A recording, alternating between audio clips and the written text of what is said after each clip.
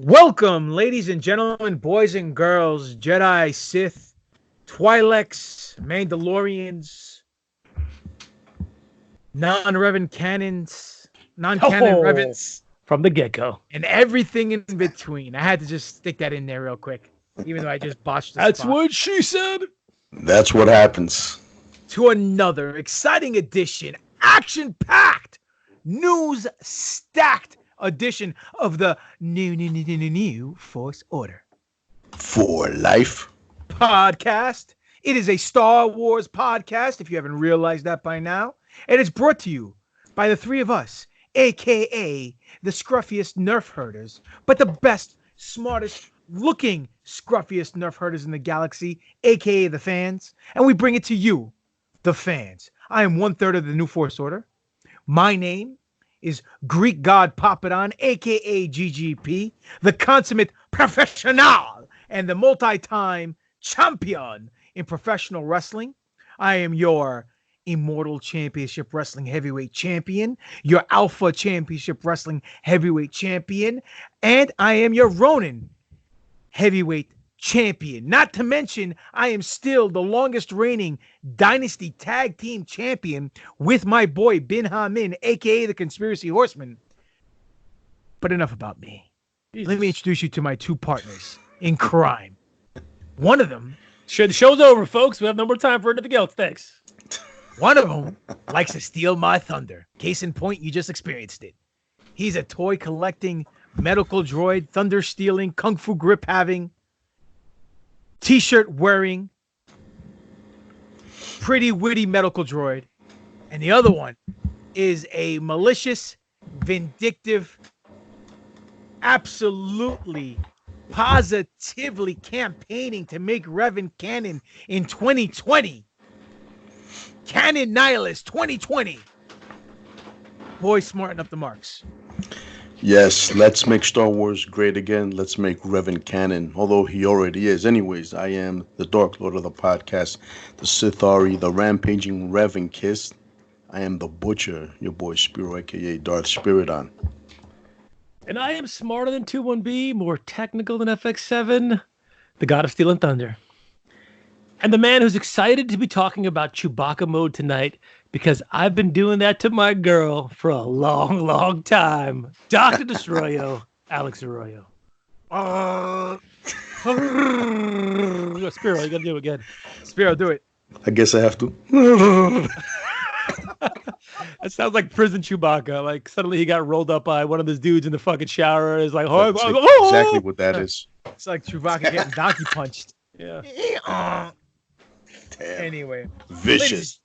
Yeah, you ain't kidding. Ladies and gentlemen, if you guys are Star Wars fans like us, if you guys love a galaxy far, far away, you know today is the 25th of February, 2020, and it is a action-packed day. It is filled with so much news that this may be a long show, but it will be an entertaining one, only as the NFO can do. We're not your typical podcast. We're not by your paint by number podcast. We're a podcast, three guys, an eclectic group, if you will, that comes together because of a galaxy far, far away, and we have one common goal. And that goal is to continuously get Star Wars over with you people even further and not get ourselves over on Star Wars. So with that being said, let's jump into the action. Let's hear about this Chewbacca mode. Come on, Doc, enlighten us. Let's hear what you used to do with your little honeys, your little candy striper nurses over there when you were doing your residency. With your mode. So I used to grow my beard really thick, right? And then I used to get a little bit of Barry White on, just lie down in the call room, slide those. Wait, I think this is a different Chewbacca mode that we're talking about here. My bad. That's the Chewbacca mode 2000. This is Chewbacca mode 2020 now. Apparently, in Disney, if you have ridden the Falcon ride, you could place the ride in what's called Chewbacca mode. So Chewbacca's, obviously the co-pilot of the Falcon, and he's actually on the ride when you ride it, but also Hondo Ohnaka is there too. And there's a way to completely X out Hondo's lines, and basically have Chewie yell at you the whole time that you're flying the Falcon. You have to press some number sequence and hold the joystick, up, down, left, right, to do something during the beginning of the ride that sets it into this mode. There's some YouTube channel called, I can't remember what the name of the channel off the top of my head is now, but they are like this Disney channel that tells you all the hacks, the best places to eat, the cheapest this, how to save money on that, and they figured out somehow how, I have no fucking idea, this Chewbacca mode during the ride, which changes the experience for you again. So during the ride, you could do one of like 4 different tasks. You could be a pilot, a gunner, an engineer, something else, and it changes the ride for you, each of these 4 tasks. So now this is a further thing to change the ride for you when you go on it. So apparently you have to do it with more than one person, so it can't just be you. It has to be you and the gunner and doing something else. So you have to have a party of people and do it at the right time, at the right thing. It's like, your Mortal Kombat fatality. I can't imagine that, many people are going to be able to actually do this because they're going to have to remember the sequence and do it all in the same time and do it all before they get buckled in or something like that. It says it's some crazy. Yeah, honestly, whatever, It's the ultimate Contra code. Exactly. Who the hell knows? So what needs to happen is the 3 of us need to go build a fucking mock-up in somebody's basement, and we need a fucking train exactly for like 1 fucking year to go do this shit. I say we go in Doc's basement. I say we go in Doc's basement because he has that 71-inch TV on his wall that looks small. So when we go into hyperspace, it will look really nice. It'll look really nice. I agree with you. We'll turn the lights off. We'll hit the and then button, we can have Grayson in the back going, "Go Dark Vader." Yeah, exactly. I'm down. I'm in. Sign me up. So that's Chewbacca mode. A little different than my Chewbacca mode, but it still sounds fun. Well, listen, your Chewbacca mode also took a numerous amount of people doing the same exact thing at the same exact time, from what I understand. If the legends are true, sometimes it's hard to get the chick to come. You gotta really we gotta work at it. I mean, you put the Ka in Kashyyyk, so it's okay. Oh. I also put the Mus in Mustafar. There you go. Anyhow, more news came out earlier on this week. There is allegedly a new Star Wars movie that may or may not take place on the planet of Exegol, which was the Sith planet in Episode 9, The Rise of Skywalker. Now, there's a filmmaker. His name is J.D. Dillard, not J.J. Dillon from The Horseman. J.D. Dillard. He made the film Slight. Now, if you're a fan of his, you'll enjoy this. I've never seen Slight, so I don't know if it's a good film, but he's supposed to helm the new Star Wars movie. The new Star Wars movie is supposed to take place on the planet of Exegol, allegedly.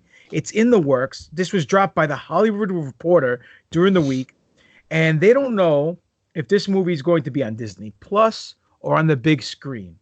Now, allegedly, this movie may take place on Exegol, and it's going to be written by J.D. Dillard, but also it's supposed to take place with another writer who did Agents of S.H.I.E.L.D. and Luke Cage. His name is Matt Owens.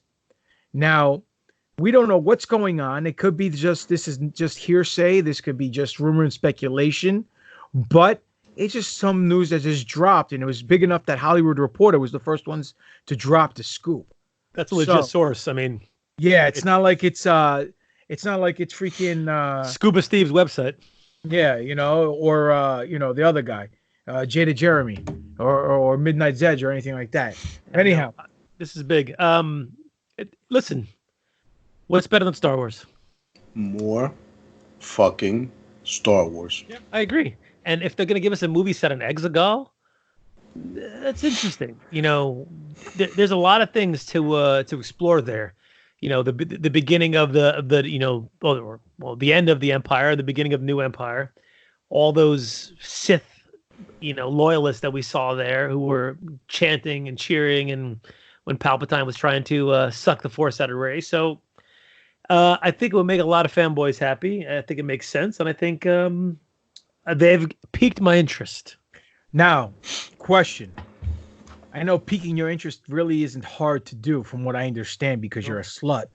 But regardless of that... Massage my prostate. We're all right. Regardless of all that. Yeah, well, he likes to get a massage with a cheese grater. That's what I understand. Would you rather see this as a series on Disney Plus, a movie on Disney Plus, or a movie on the big screen? I'm going to answer with, I don't care. Just bring it to me. Yeah, man, I'm with that. If anything, man, if it's going to all take place in one planet, turn it into a fucking series then, you know? I mean, I would imagine that Star Wars now going into the future is in need of a new big bad. I mean, hey, man, maybe it's somebody that's like fucking stuck there now that needs to get up, pick up the fucking pieces and just be bad, you know? That'll be cool too. A going forward story as opposed to a backstory. I mean, they could do a bunch of things. The world is it's dark, it's brooding, it's beautiful, and it's fascinating. So if they want to explore the dark side stuff, the science from there, maybe a clone gets out of somebody and they're getting tracked. Who knows? I mean, that shit writes itself. We know this. You know, the three of us sit here all the time and throw ideas out there that are just sparks that you could flesh into a million different things. It's there. I'm in. Bring it. You know what I'm thinking right now? Maybe this is a way they can canonize Starkiller. You know, from the Force Unleashed game. Yeah, from the video game. Clone Wise, you mean? Or yeah, a Clone Wise. Maybe, you know, that'd be pretty cool, and bring what's his name into the fold. That's an easy sell, man. Sam Witwer. He's a great actor. Big Star Wars mark. Would love to have him on the show. That's for sure. Well, you know, I agree with you guys. You know, the more Star Wars, the better. The way I looked at it is everybody had a problem with Exegol. Whether it was because they didn't know how these loyalists got there, or how the fleets were made with no one noticing, or how they got all these people to pilot the fleet, how they bring the Emperor pack was the main thing. So maybe they'll reverse engineer like they normally do in Star Wars. And when we watch this, then we put it together into episode 9, and episode 9 isn't as plot hole loopy as it is right now. You know what I'm saying? No, that makes sense to me. I'd also be interested if they actually did that to kind of like, you know, answer the critics and the people who were concerned about the fact that there was some plot holes in episode 9. Or another way they can do that is just release the alleged JJ cut. I mean, bro, please don't tease me. Now we're talking. But you know, what's to say? Now we talking. Yeah. Anyway. If this JJ cut is true, they need to drop it and drop it quick, because there's so many people that want to see it that they're leaving money on the table. I just don't get it. You know what I'm saying? Like, I just don't understand why just keep this in the vault. You know what it is, man? The thing is this, right? They're gonna wait till they drop like fucking 20 different editions and then be like, and now, finally. Man, go fuck yourself, man. That would suck. That would suck. Just drop that shit now, man, you know? Jesus. I agree with you, dude.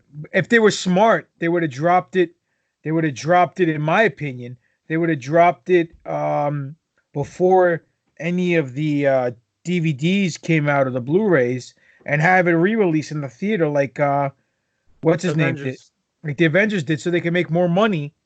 And they could say that, you know, instead of making over $1 billion, this thing made close to $2 billion, you know, or $1.5 billion, you know, whatever the case may be. Anyway, I don't know. That's just us head booking over there and head canon and all that nonsense. I'll tell you something that is canon.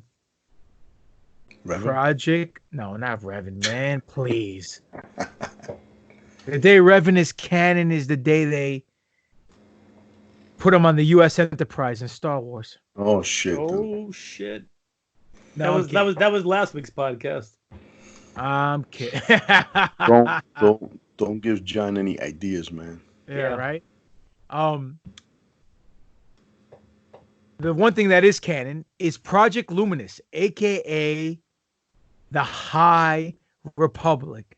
Now, Disney had a little soiree yesterday, the little event where they broke kayfabe and dropped some knowledge on everybody and what to expect. From what I understand, really quick, around the horn, one-word answer. What do you guys think about this? I'm gonna answer underwhelming. Shit, man. I want to say underwhelming, but since Doc took it, I'm gonna go with promising, which doesn't say much, to be honest. Okay. But I'm gonna say excited. I kind of like what I heard. The only issue I have with it is what I've always been saying. In my opinion, Star Wars needs to be visual. You want to make that billions, buku bucks. You want all those Imperial credits. You want all that money. No one's gonna buy the books and the comics. And I think this is where something got lost in translation. When this was initially announced, this Project Luminous was like a year ago, maybe. Yeah, and it was all kayfabed. They said it was going to be a multimedia platform, a multimedia event. And everybody automatically thought all different forms of media. But from my understanding, what I got from the gist of this, it's only going to be books and comic books. Yeah, well, I mean... For now, because they said this is phase 1. Yeah. Who knows what phase 2 may be. Yeah, this is gonna be like sort of there's gonna be their like Star Wars. You know what I'm saying? Now they're gonna create their own era, their own characters. I mean, sure, yeah, they made Rey and Kylo Ren, but they were still tied to the Skywalker saga. Now they're gonna come out with new fucking characters, new fucking villains, new this, new that. I mean, listen, man. I'm excited to see a Wookiee Jedi. I'm excited to see a fucking Jedi that she, what do you call it? She channels the Force through music, is it, or some shit, or she? I have no idea. It's something tied to that. I mean, it's interesting to fucking see, but I don't know, man. I mean, this is what I understand is happening. There's 5 authors, right? There's Claudia Gray, there's Charles Soule, there's Daniel Jose Alder, Cavan Scott, and Justin Ireland. They're all going to partake into this Project Luminous High Republic era. Now, Claudia Gray is going to be the first book that drops. It's going to be Light of the Jedi. It's a novel. And that's supposed to drop 2 days before Celebration, August 25th, 2020. Charles Soule is also going to write into a book called Into the Dark. Or is it the other way around? Did I mess that up and put Claudia Gray, Charles Soule is supposed to be Light of the Jedi? Yeah, whatever. Hold on a second. Give me 1 second, folks. Technical difficulties here. You gotta be a professional. What do I have to be? A professional. Sorry.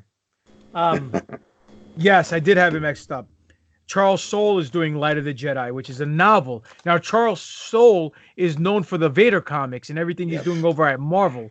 That's his, I guess, best known work for Star Wars. Claudia Gray, obviously, novelist. She's done a numerous amount of books she's doing Into the Dark, which is supposed to be a young YA, maybe middle reader book. David Jose Alder is doing the High Republic Adventure comics, which is for a younger audience. Cavan Scott is doing the High Republic comics for Marvel. And what's going on is this whole comic is based on Starlight Station.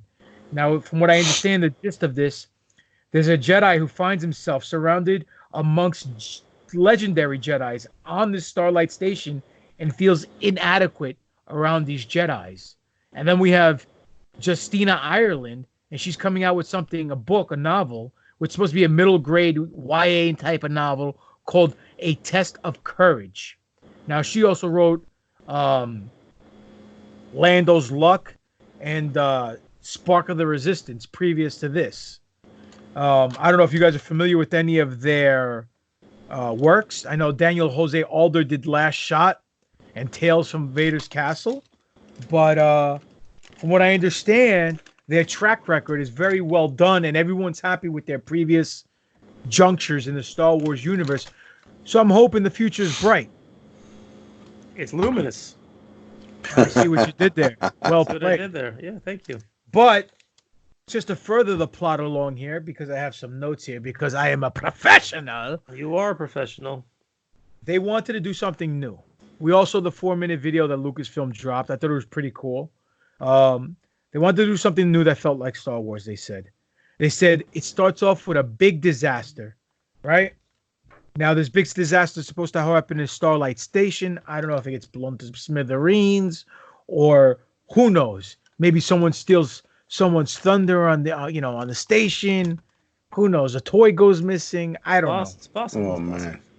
Supposedly the Jedi in this book or in this series of books are supposed to be like the Knights of the Round Table. They're called the Jedi of the Round Table. They're the keepers of peace, and they're supposed to play off of what Obi Wan said in 77. The Jedi have been the keepers of peace for thousands of generations. Yada yada yada. Right?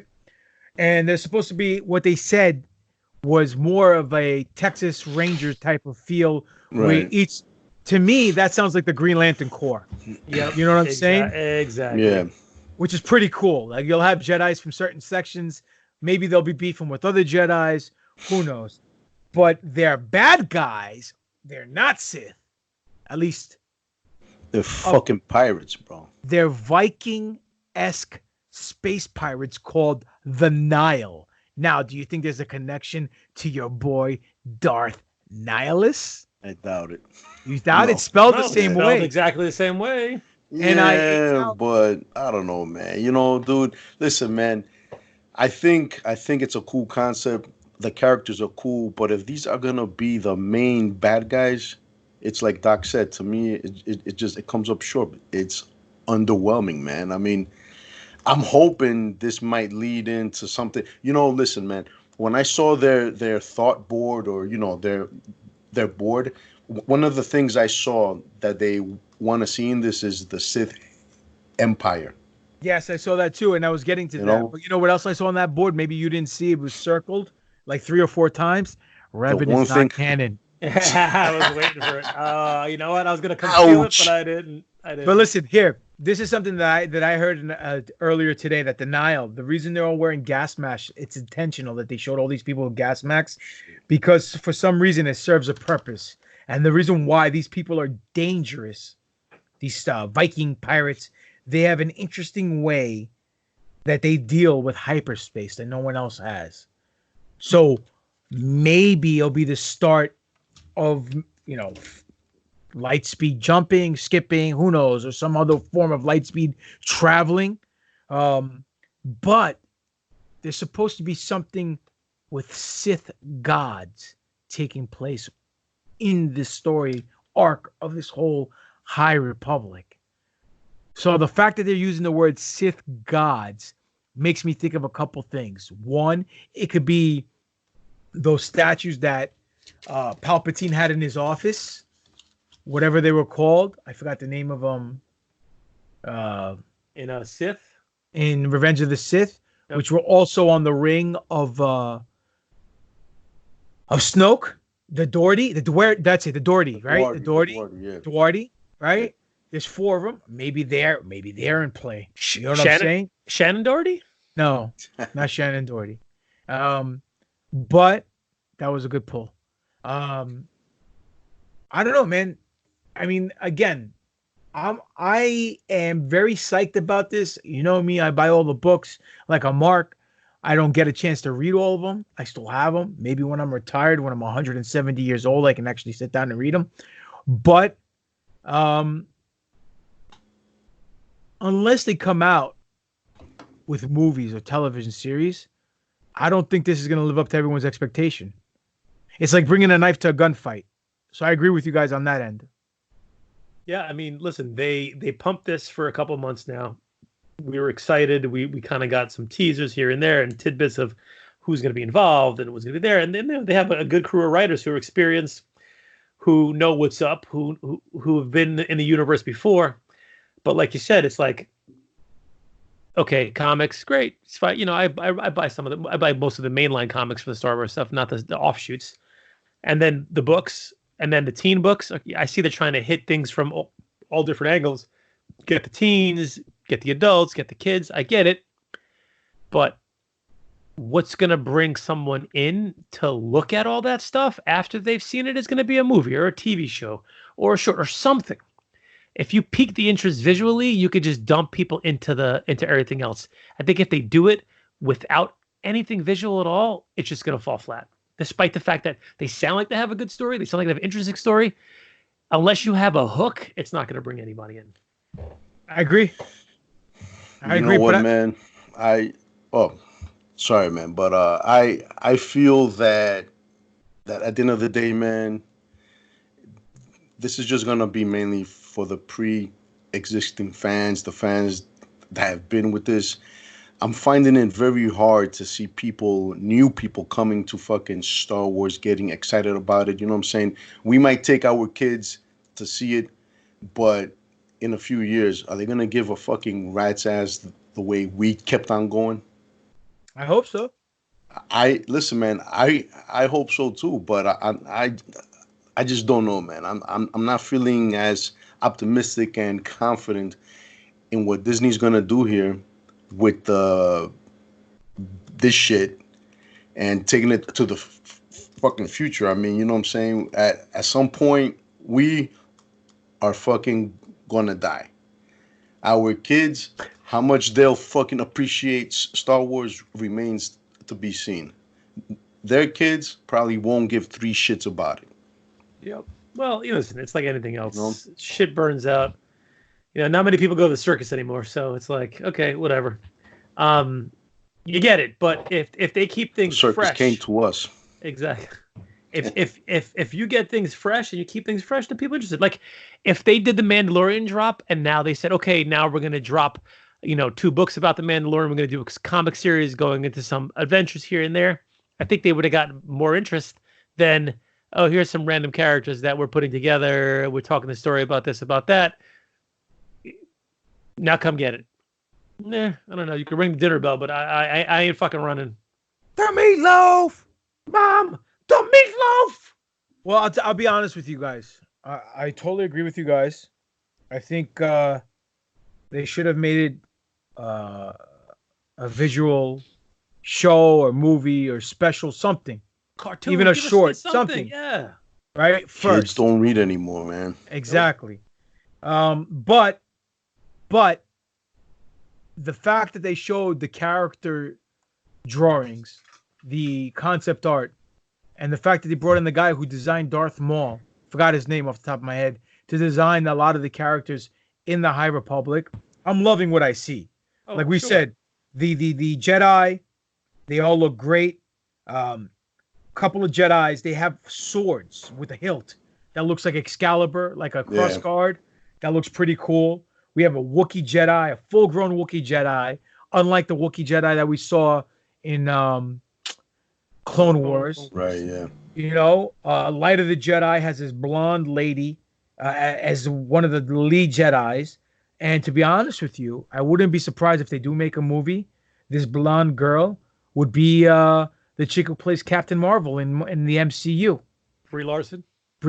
I could see Brie Larson taking that role because it kind of looks like her on the cover. You know what, brother? If fucking Star Wars has any brains, and we all know they do. I mean, they're fucking trillions, quadrillions dollars rich, right?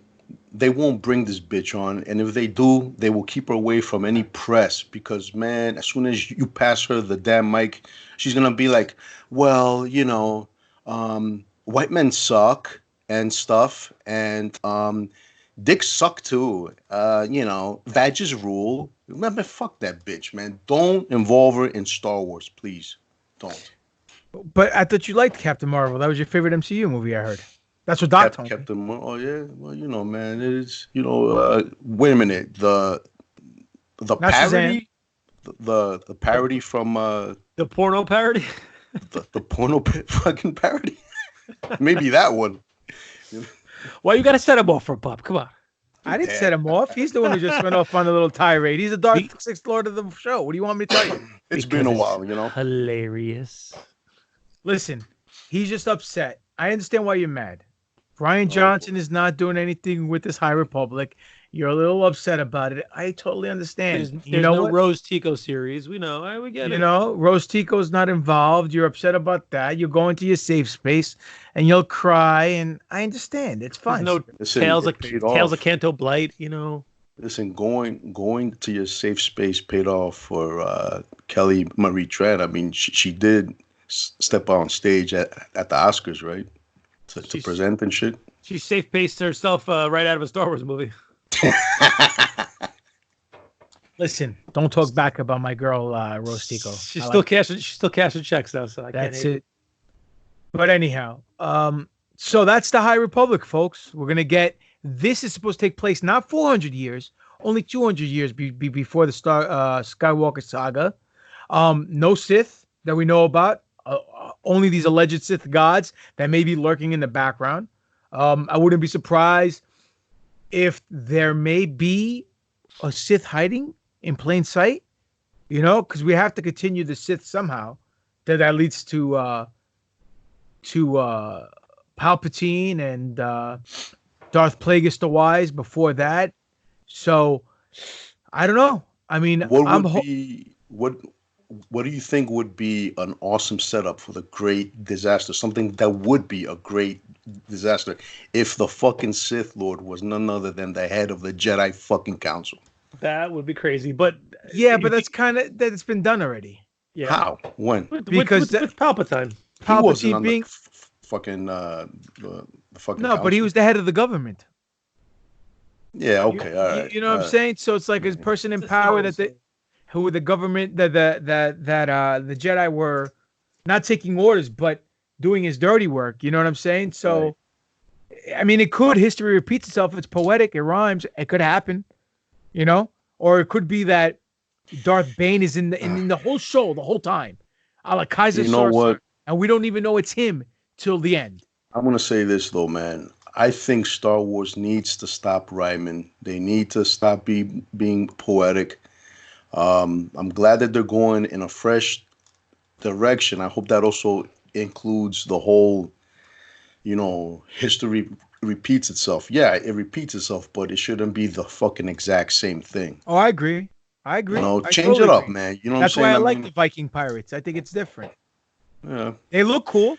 Yeah, I'll tell you this. They to me, it feels like somebody said, well, they didn't do shit with the Knights of Ren, so let's make something you are similar. Not kidding. I agree with you. That's the first thing I thought when I saw them. I was like, they look a little Knight of Renish mixed with those guys from the Solo story that was with Enfy's Nest.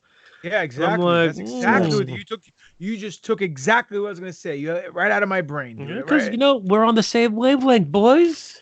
That's why we do this motherfucking show. ESPN. You see? That's right. That's right. Don't be silly. We could be like Shaq and his daddy on the ESPN. It's PMS ESPN. Pay the money, dopey.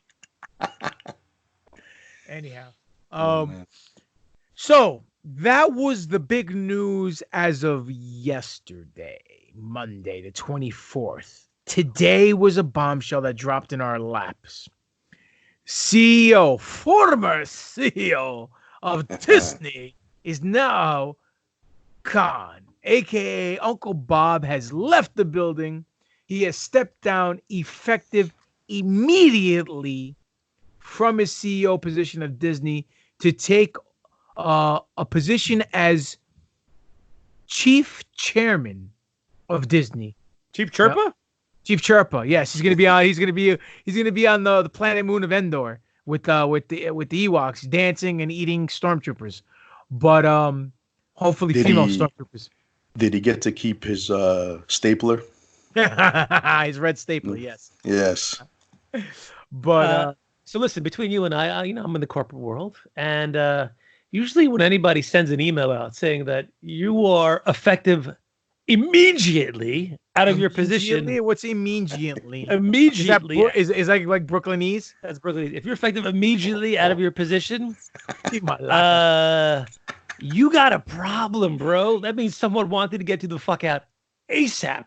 Do you think there's any connections with Harvey Weinstein? Wow. Or with this other dude, what's his name? Epstein. Because I'm not gonna lie, not to venture down the conspiracy pathway, but well, here we go. Put on 10 hats, Spiro. Hold on, about a year and a half ago, almost 2 years ago, right? Maybe a year and a half ago. I was abducted by aliens, and they probed my anus. Numerous amounts of CEOs from Fortune 500 companies all stepped down at the same time, and it's on record. It was weird. Then it was a Weinsteinism. Could have been around that time. Could have been right before Epsteinism. But all these boys rub elbows together at the country club, man. You know what I mean? So it's not all they're rubbing. They're probably rubbing 14-year-old girls too. But yeah, I hope not. But or allegedly, yes, allegedly. But anyhow, listen, by the way, I just want to say, guys, anybody who's listening out there, to the Chuchi Figueroas, to the Adam DeJanes, before you, to the John M. Wrights. We just talked about this, and I have no desire to kill myself. I know Papa Don does not. I know Spiro does not. So if suddenly we have magically died by committing suicide, it wasn't us. Yes, right. And don't let them believe that I killed myself because supposedly Revan isn't canon, okay? There's a note to the effect that Revan isn't canon written in Spiro's handwriting. Yeah, right. So he's being replaced by Bob Chapek, who was supposedly in charge of the hold on, he was exact. The new CEO board of directors announced Tuesday he most recently served as chairman of Disney Parks, Experiences and Products. So he's taking the reins. Iger said a statement, said that he wanted to step down, effective immediately. He felt like it was time for someone else to take the reins. All that PC nonsense. I mean, the only people who knows the real story is the board of directors and Bob Iger. So who knows? Is this going to trickle down to Kathleen Kennedy? Is this going to trickle down to other heads of department? Look at Spiro. Fingers crossed. But who knows? Look, it's just a big news day.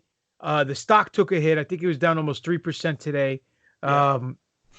So with that being said, hopefully this guy Chapek is a Star Wars fan and isn't a corporate shill and can actually do something. Not that Bob Iger didn't do the right thing. Obviously, he brought us new Star Wars stuff because without him, it'd all be sitting at Lucasfilm right now with George Lucas still crying about the prequels, not wanting to put out anything new. But at the same time, he did make a few mistakes, dropping Solo so early, allowing a couple political point of views being put into the movie. So you know what, brother? Speaking about that, did you notice, nice and big on that same board we were talking about earlier, the word representation? It's like, so we know for a fact they're gonna continue this fucking ridiculous cycle of fucking spreading some social justice shit, man. Well, that's gonna hamper. That's gonna hamper the fucking product, bro. It is. It could be. Or it could be representation of different alien species in the Star Wars universe. So we'll get Twi'leks, we'll get Wookiees, we'll get all these other things as Jedi. Maybe we'll get a Rancor Jedi. How dope would that be? You're laughing, but why not? Rancor Jedi. That would be hilarious. You know what I'm saying? Listen, bro, and listen, man, it's fucking 2020. Trips and fall on his lightsaber and kills himself by accident. It's fucking 2020. It is the fucking pound me too era. Representation means only one pound me too thing.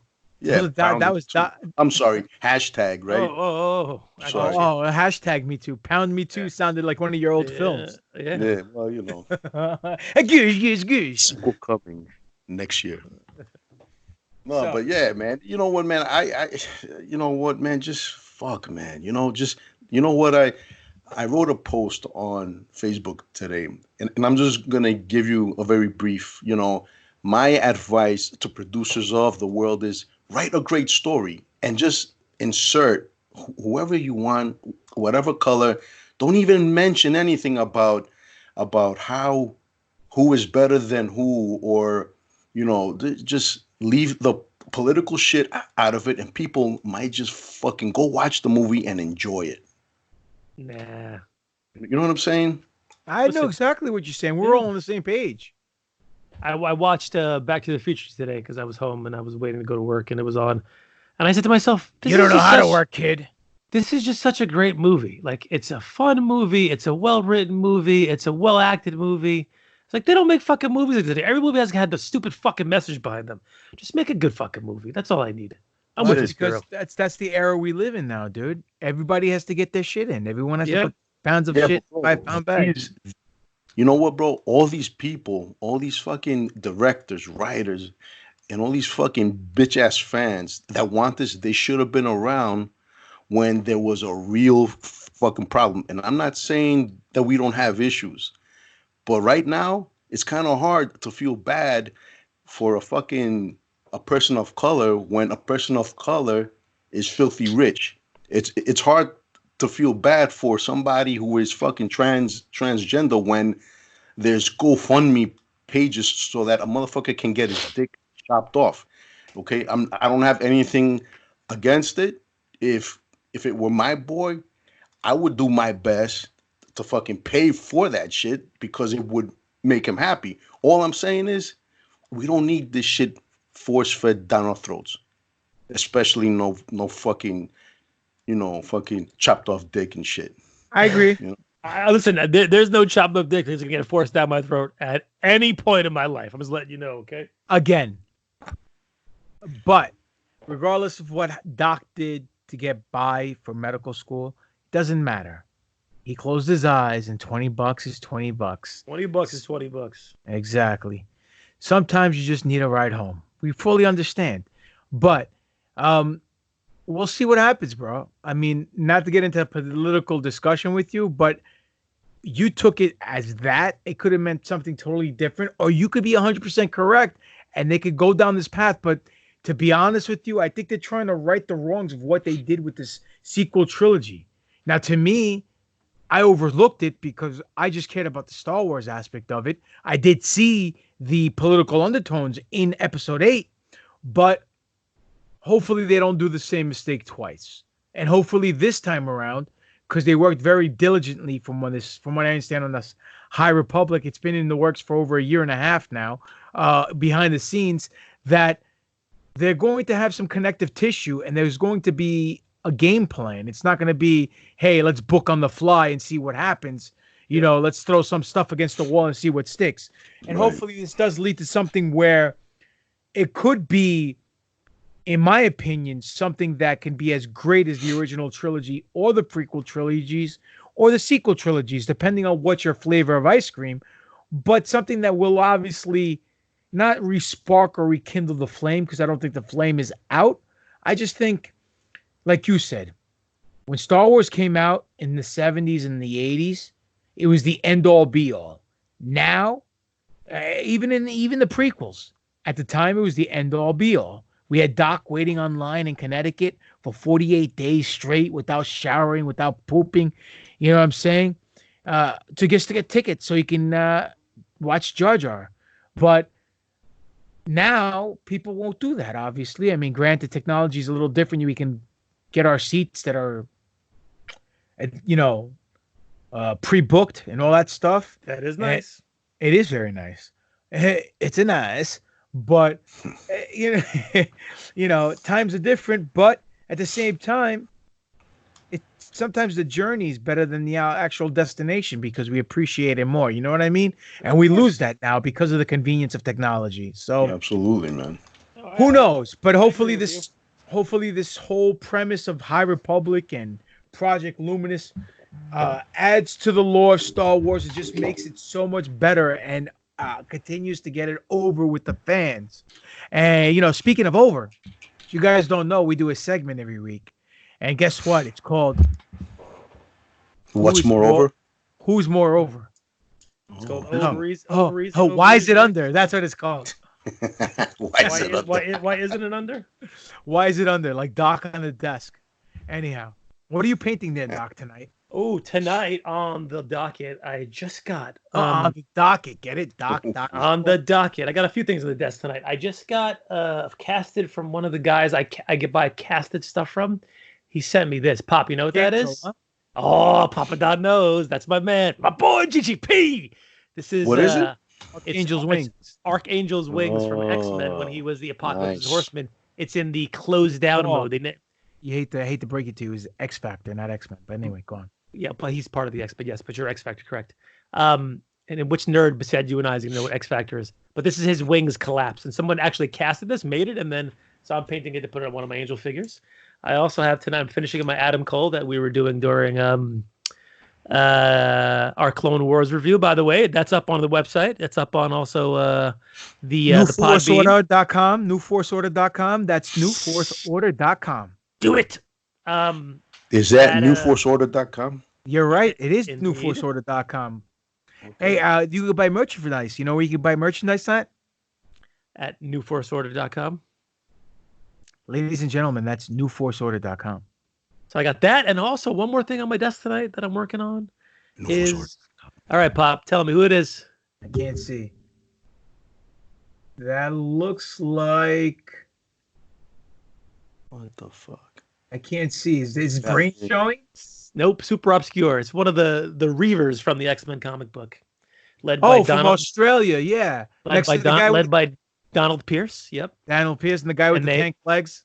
They showed, yep, exactly. That's Bone Cruncher. They showed up on the Logan movie as well, so I'm making a custom Reaver. Nice. Sorry. I like that. I like the cover that Mark Silvestri did where we had Logan crucified on a big X. Oh, that was a great one. Extinction. That was the Extinction arc where he's sitting on the X's sideways and he's purple in the background. It's got shadow yes, I got it in one of the long boxes right here. Beautiful cover. I agree. Anyway, speaking of moreover... I don't understand. You guys are not grammatically correct. What do you mean over? What does that mean? You guys are just ludicrous. Listen, mouth breather. Over, it's a term we use in professional wrestling. Professional! Popular. So if you're more over with the fans and you're a baby face, you're a good guy, people will pay to see you flex your muscles and drop some moves. If you're a bad guy, Superman, the Man of Steel. Like our good friend, the Man of Steel, Mike Verna, who is the ultimate babyface heel. White meat babyface to the core. Babyface. That's what you just said. That makes no sense. Babyface heel. You're right now. Babyface. Sorry, babyface, not heel. God.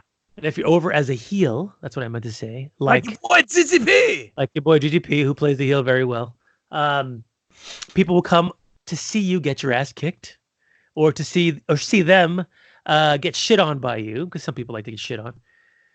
Watch those German porn movies on E-Fucked. It's terrible. And then you're over with the fans as a heel because they want to see you get fucked up. So anyway, our segment, Who's Moreover, we pit two things: person, place, thing, mineral, vegetable, planet, scene, something in the Star Wars universe against something else, which is its equivalent. And we take a look to see who we like best, who is more over with us, more importantly, but also who's more over with you. And this week I had this epiphany. I sat down and I said, exactly, basically. I said, what are the two greatest lightsaber battles in Star Wars history? 1v1, as my son would say when he played Call of Duty. And I boiled it down to, it's got to be, in one corner from the Episode 3, Revenge of the Sith. It is Anakin Skywalker versus his mentor, Obi Wan Kenobi. Versus... in Episode 6, The Return of the Jedi, we have an Anakin Skywalker, which is Darth Vader, versus his son, Luke Skywalker, battling in the Death Star. So I thought it was an interesting battle. Did some of the graphics for it. And we have our first duel on Who's More Over. Duel of the Fates? No, not quite the Duel of the Fates, but Are they dueling faithfully? apparently they're dueling faithfully. Well, first of all, let's start with this. Do you guys agree that these two are probably the two best lightsaber battles that we've seen in the Star Wars trilogy? I feel that significance-wise, they are the two most significant battles, probably.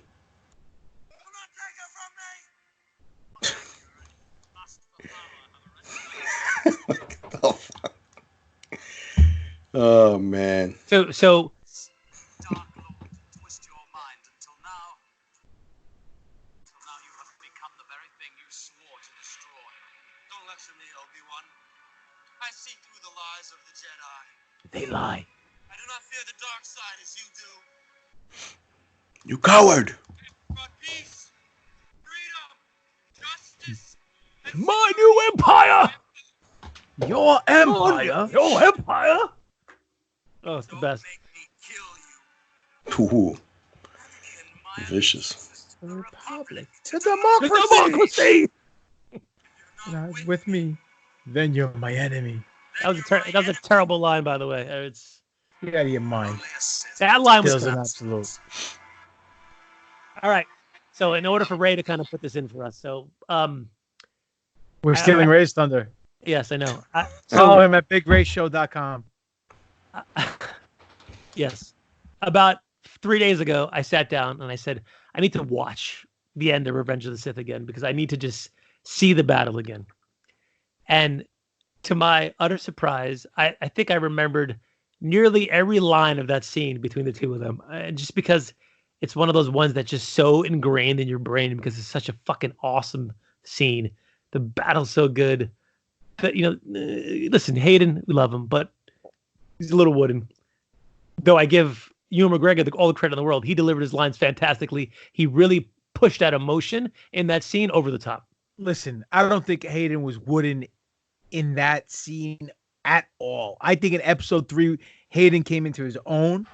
That's just my opinion. I think, granted, the lines and the words came from George Lucas. Maybe they weren't well written, but they were very well executed, in my opinion, by Hayden Christensen. He did a phenomenal job, especially how pissed off he looked. That one part, dude, I hate you. Holy I agree. Ow, I get the chills. In the feels, like the kids say. You know what I'm saying?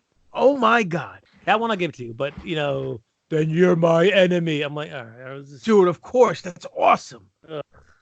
What was he gonna say? If you're not with me, then you're against me. Yeah. As everyone's expecting that. So when he goes, you're not with me, you're my enemy. All right. Let's go to the polls and then we'll chat about this, okay? Here we go. What do you guys Spiro, think? hold on. You okay, Spiro? Are you Yes, upset sir. we're not talking about any Revan dueling over here? What's going on? We're losing Spiro. I am. I'm just, it's in it's in the back of my mind. I'm sorry, guys. So, what do you think about the polls? Pop and I know you love to suck them, but I'm talking about the polls for the How dare you? How dare you? If you're poll. not with me, then you're my enemy. Only a Sith deals in absolutes. Anyway, I'm going to say 53% goes to episode 3. Spiro.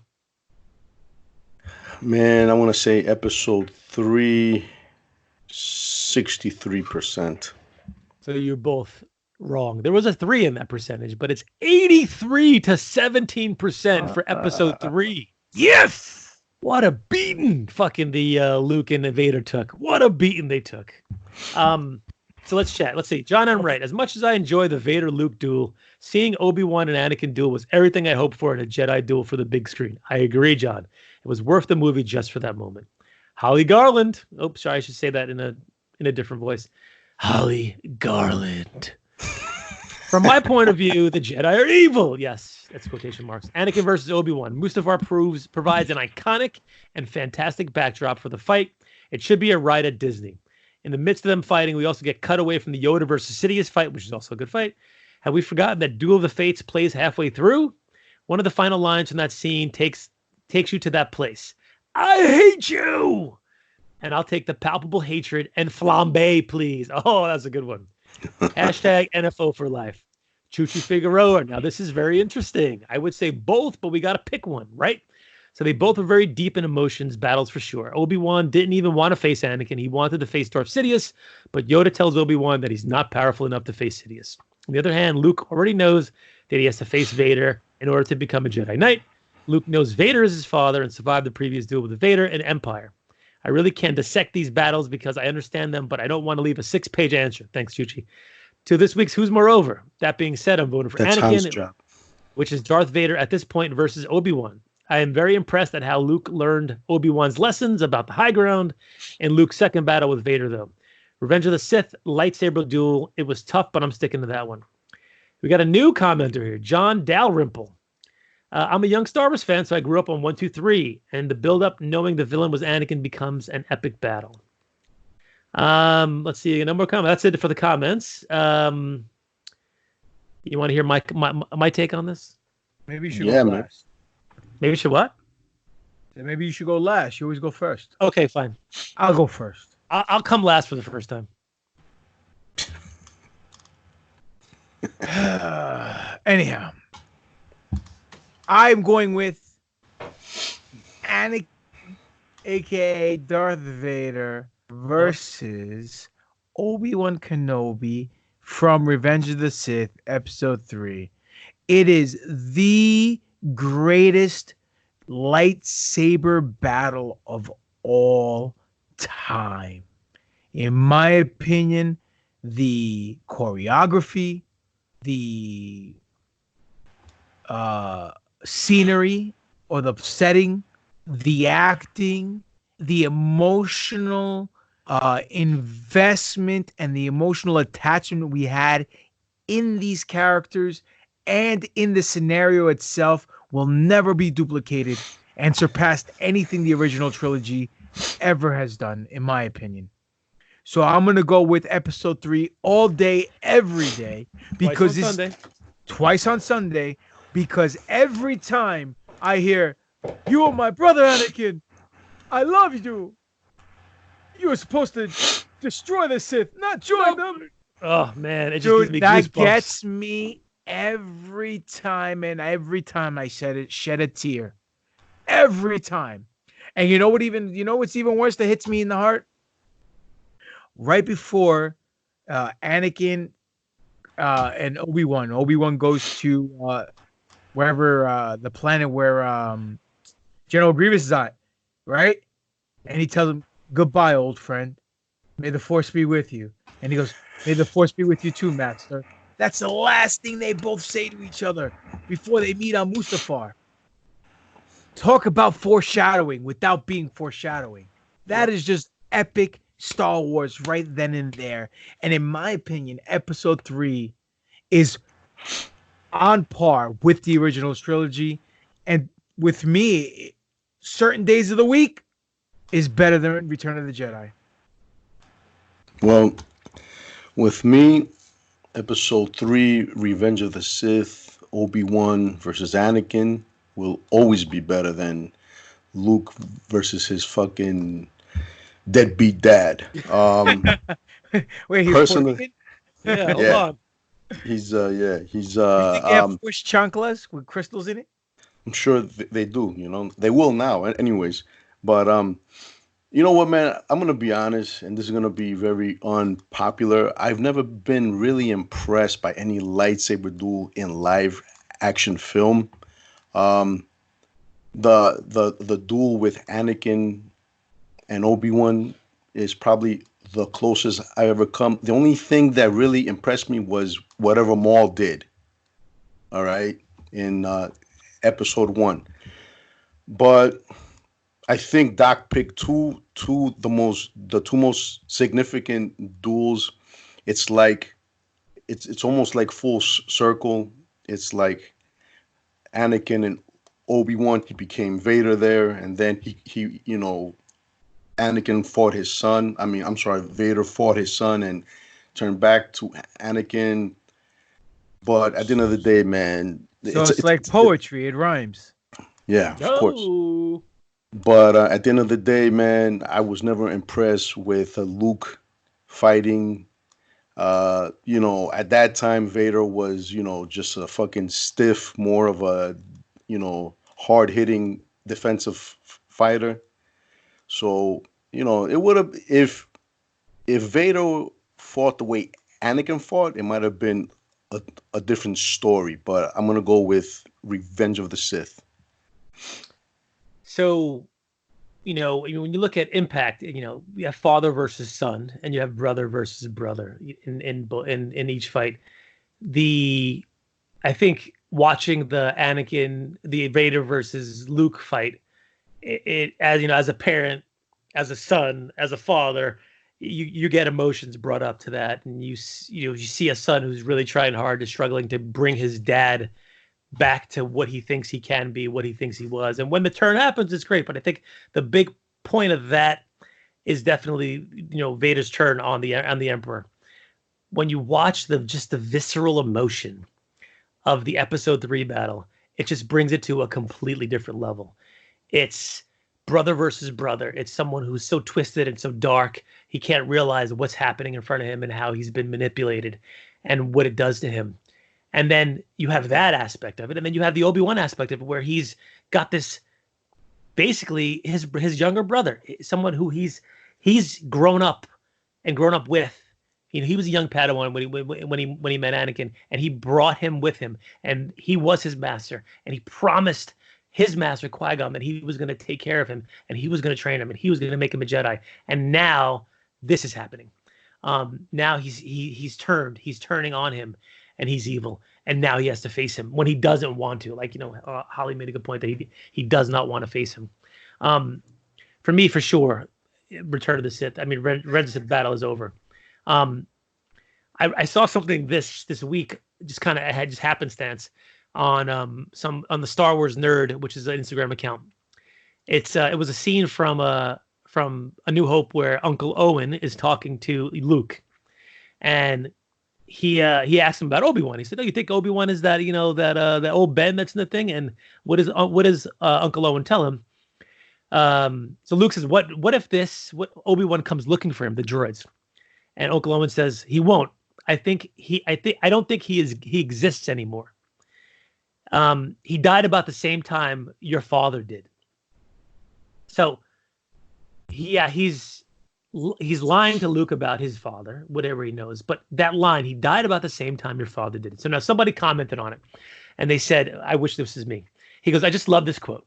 It's so easily overlooked, seen as unimportant until you see the prequels, because then you realize how utterly true and heartbreaking that phrase is. He died about the same time your father did." Meaning that Obi-Wan, that is, everything that made him who he was, his faith, his joy, his light, was murdered. Killed at the same time that Anakin was lost to the dark side. When Anakin became Vader, Obi-Wan became Ben. Anakin and Obi-Wan died together on Mustafar. Only Vader and Ben is left alive. One full of hate and darkness, and the other a broken shell that was merely existing, not even really living. These two men were so deeply entwined, so bonded together in the Force, that when one died, so did the other. And that is the real definition of true love. I read that and I was like, I never thought about it from that standpoint. You kind of look at, each movie and each trilogy in their own kind of, bubble. But when you see those overarching connections, when you hear that line and you bring it back to that, the poetry's there, man. It's beautiful. It's gorgeous. That was dope. What did you pick? Right? I pick Revenge of the Sith, and it's dope. But you never thought about that like that, right? When he said it like that, you don't, because you know what, that's taking something that was just a throwaway line, and they transcended it into something that means so much more. Even that scene where Chuchi even said in his comment, where in episode 6 in Revenge of the Jedi, Return of the Jedi, where Luke is has the high ground on Vader, and he looks up and he goes, "Obi-Wan has taught you well." Yeah. At that time, it had nothing to do with the high ground. At the time, it was just his skill as a Jedi. Now you look at that scene and you look at what he's saying, and because of what happened with the high ground in episode 3, it has a whole new life, whole new meaning, and you decipher it differently just because of that. So the fact that everything evolves and changes with other scenarios in Star Wars is just magnificent. Yeah. You know? And episode 3 was always going to be the greatest as far as that, because look at this scene. This one scene just gets you every single. Shut up! You're ruining it.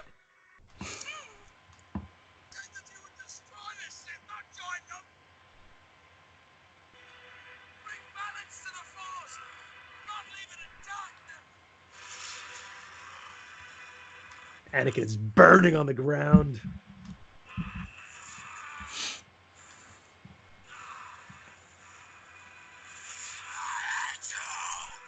Pop.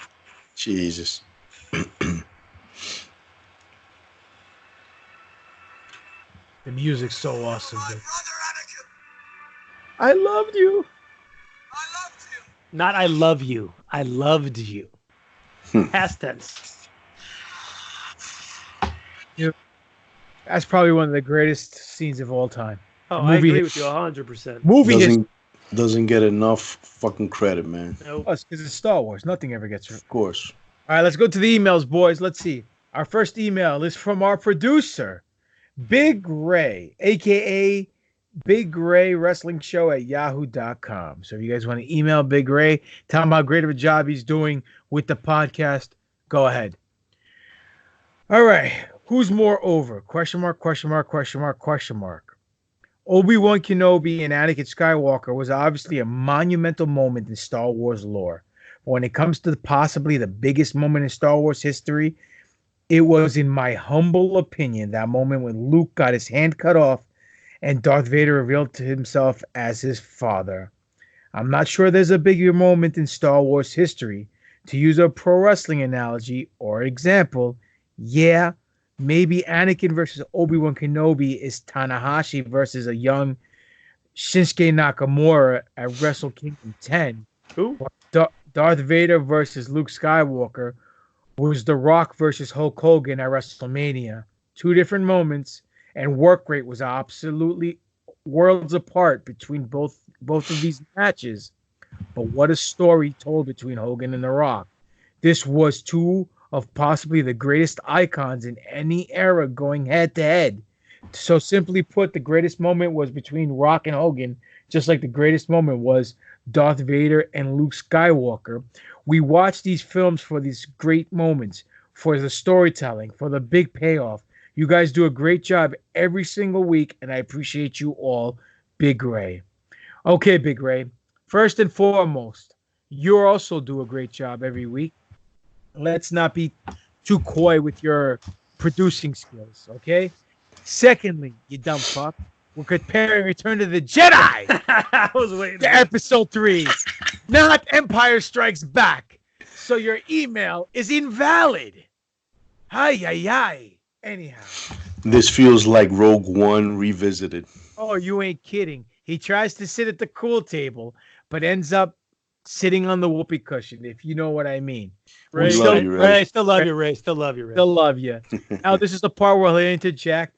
Now go watch Rogue One. Exactly. He'll interject his little voice into the podcast and say, "This is your senior executive producer of the universe, Big Ray. And all I got to say is," anyway, next email from a new emailer.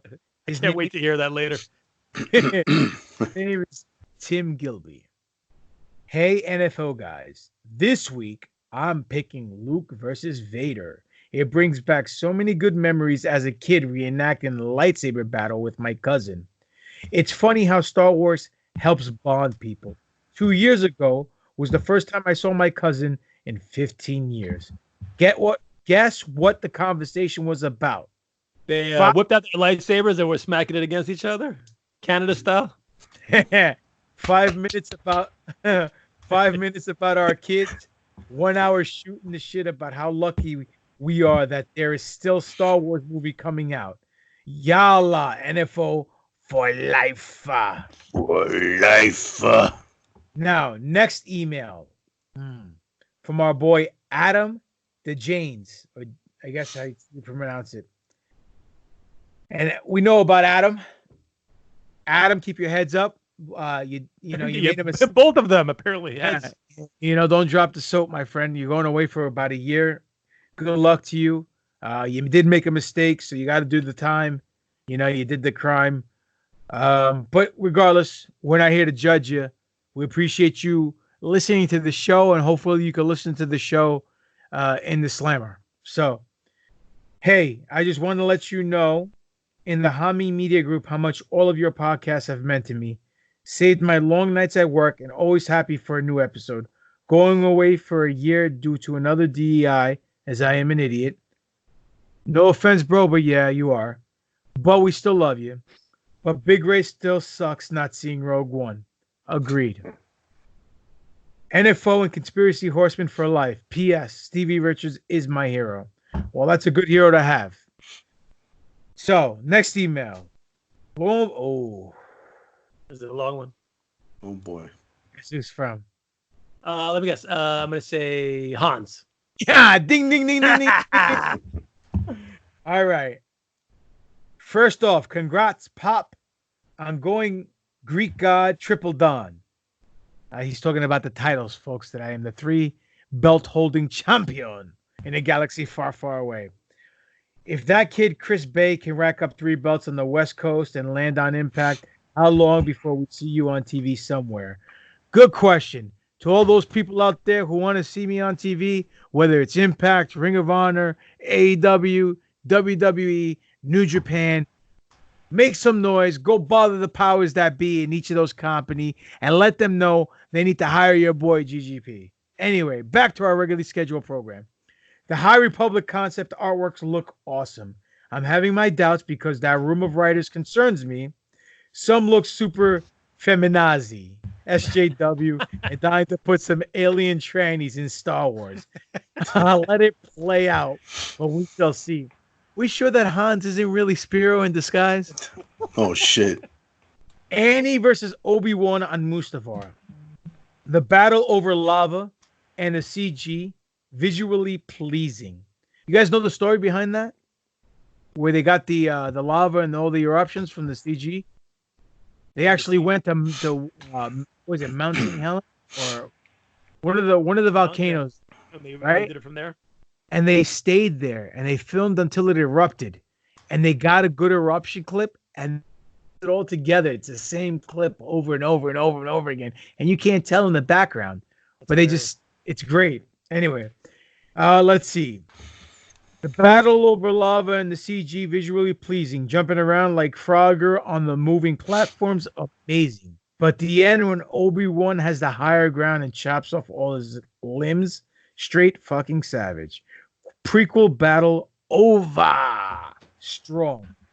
Here's the joke of the week from Hans. Now, Hans is a comedian, so who knew, right? We knew the guy was a wordsmith because he wrote these encyclopedia emails, but we didn't know he's a comedian. Let's see what his joke is. Guys, we're not getting signed anywhere at this show because of this joke. Just, how many dicks does it take? Joke of the week. What's the difference between a Jew and a canoe? Do I want to hear this one? A canoe tips. I'll show my way out. The Patreon honey, I have a joke to tell you. Oh, boy. Just a tip for you, huh, Doc? Yeah. Ladies and gentlemen, if you guys want your emails read on the New Force Order podcast, all you have to do is send us an email regarding who's more over, your love for the show, your hate for the show, or anything you want us to talk about. Give us a subject. Give us a subject to put on Who's More Over. We've done it before with other guests. And the email address is newforceorder@yahoo.com. That's newforceorder@yahoo.com. Newforceorder@yahoo.com. Buy the show. Do it. So, that's Who's More Over this week, boys. I thought it was a great pick, Doc. Thank you. Indeed. You did great. Way to pull your weight this week. And I'm trying. Listen, I know. Usually, thank you. I'm a true professional. You're a professional. I told Vergania, no, I don't break his leg. Anyway, so still the best Shiki presentation impersonation ever. Not mine. No.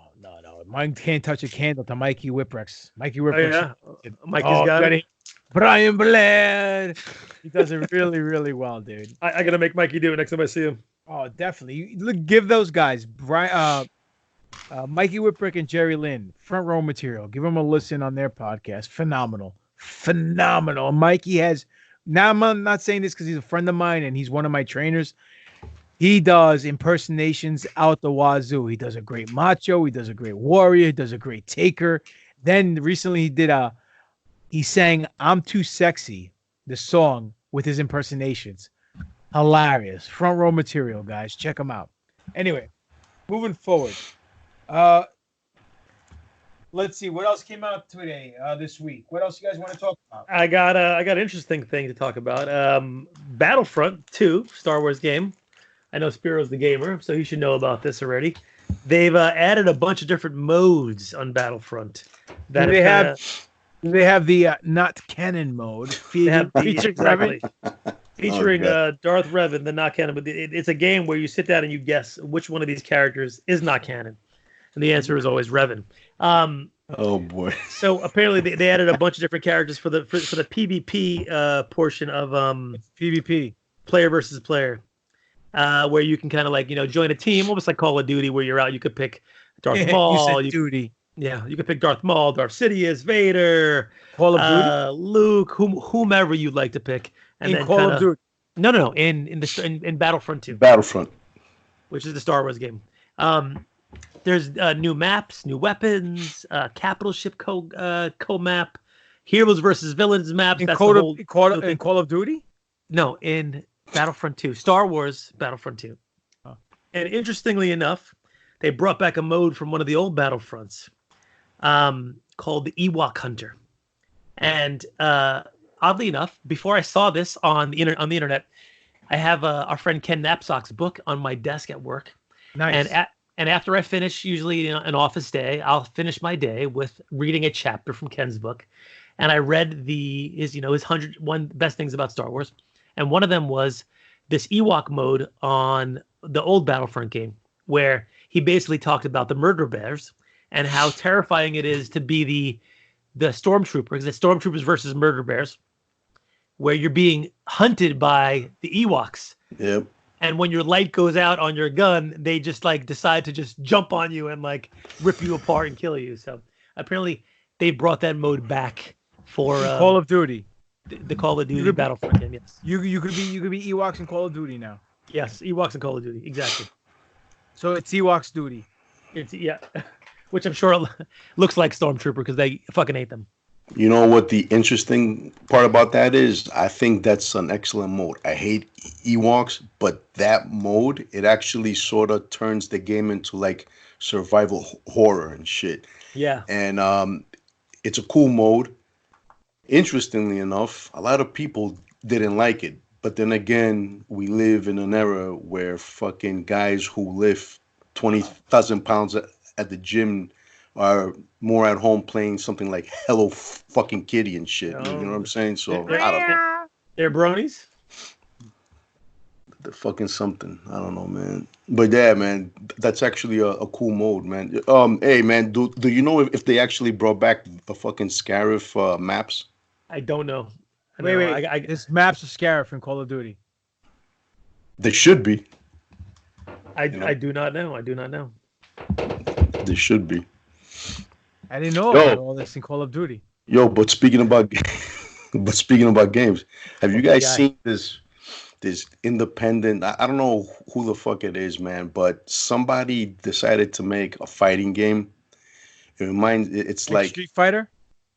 Yes, something. It's like the Masters of Terrascasi. Terrascasi. Mm-hmm. Yeah, but bro, they got fucking characters in here from every era. It's a Star Wars game. Yeah, it's it's I actually shared PC? it on the page. Is it like Call of Duty?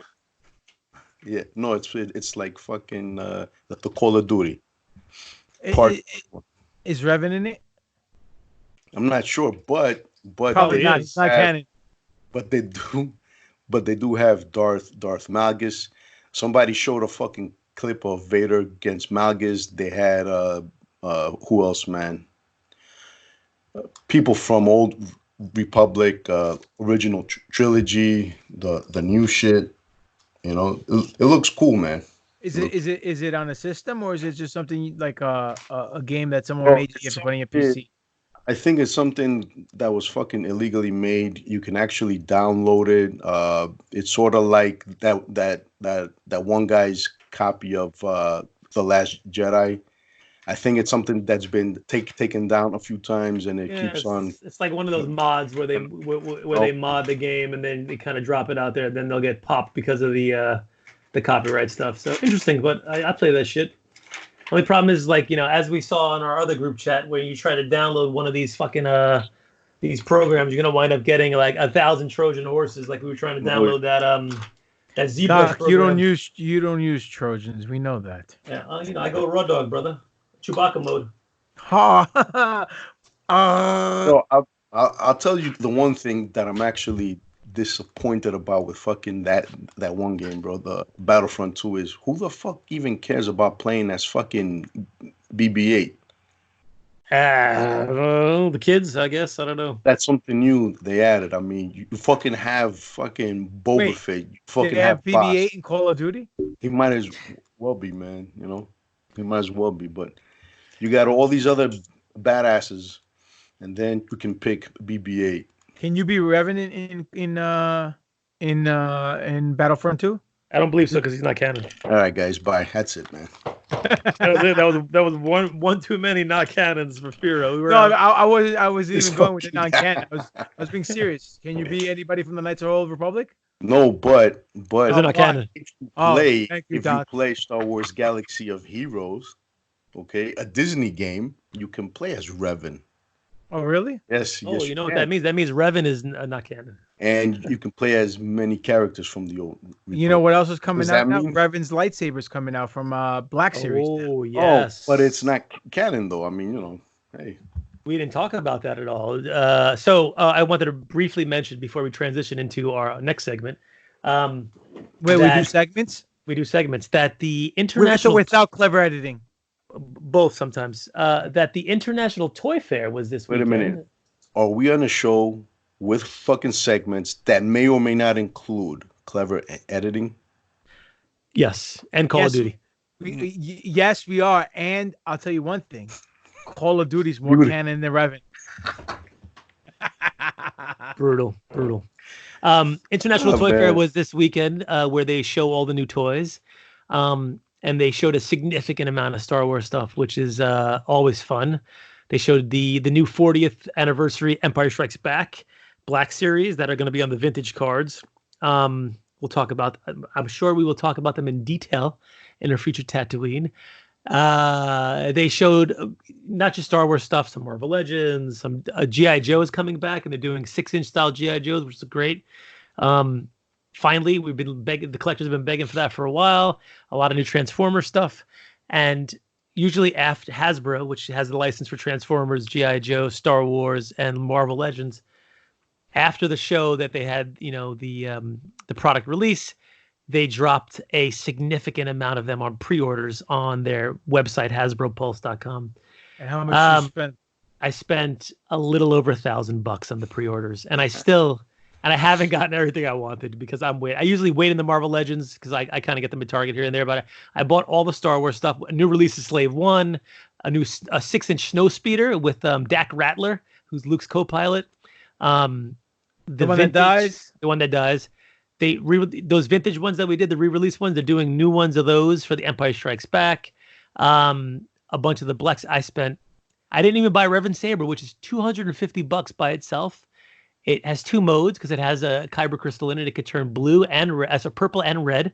So it's on the list. I'm waiting. Amazon will have it, and Amazon will drop it at some point for a couple bucks cheaper, and I'll pick it up at that point. So I'm in no rush to get it. But I did go a little pre-order fucking nuts and spent almost $1,100 on pre-orders. Jesus nice. Christ. Yeah, $1,100. It's gonna be a lot of scatol. That's a lot of scatol. It's gonna be interesting. And speaking of scatol, let's roll right into TaTOYine. TaTOYine. Papa Don was not into that one that time. Okay. TaTOYine! There he So is. this week, we're gonna do a few things. So as He's you not guys, even fucking prepared. I'm prepared right behind me, motherfucker. Relax. As you know, because you guys were with me when this Someone happened. went all Samuel L. Jackson on me just now. We went to New York Comic Con and we Wait, you were at New York Comic Con? the NFO was When together did we go there? on Day, New York Comic Con.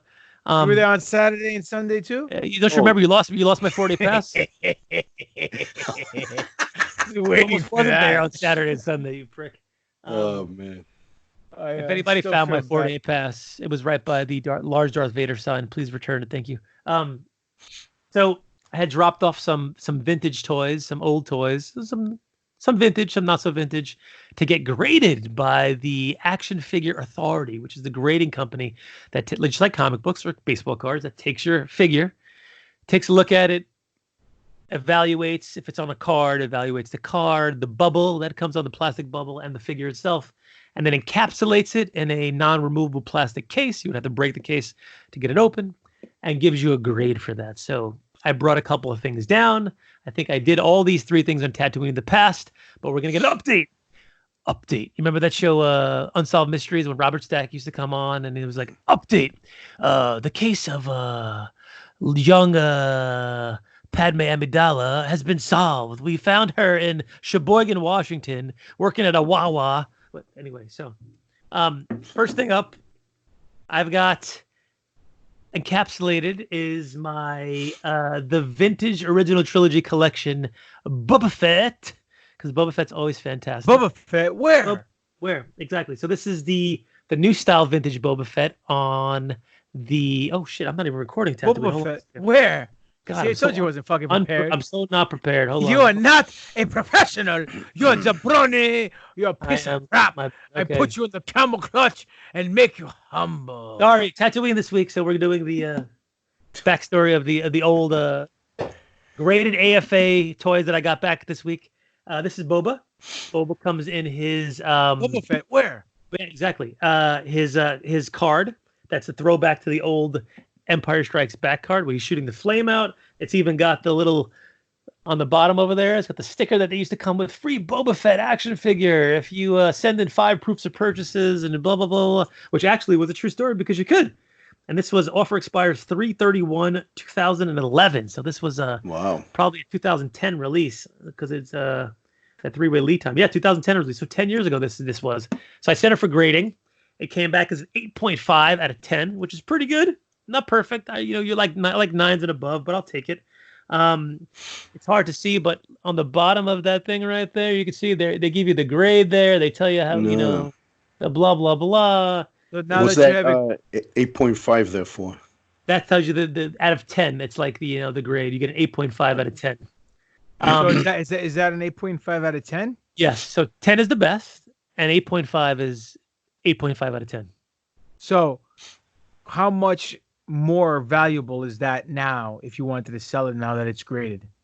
Probably somewhat triples the value of whatever it is. So it's worth $3 now? Yeah, it's got a little dent in the corner over there. That's probably one of the reasons why it didn't get the best grade possible. It's hard to see the little dent in the corner over there. But should have greased them, dude. Yeah, shit happens. That probably stopped it from getting a 9, which is listen, I'll manage. It's all right. It was the best out of the ones I had. So that was that one. I got back another one, which I'm a little more excited about. This is the one you had to mail away for that we saw on the other card. It's Boba Fett on that same card. Boba Fett, where? But the card is the actual Star Wars card, which is the original one it came out on at the very end of the Star Wars run. And it's the vintage figure, the legitimate vintage one from the old school line. There it goes.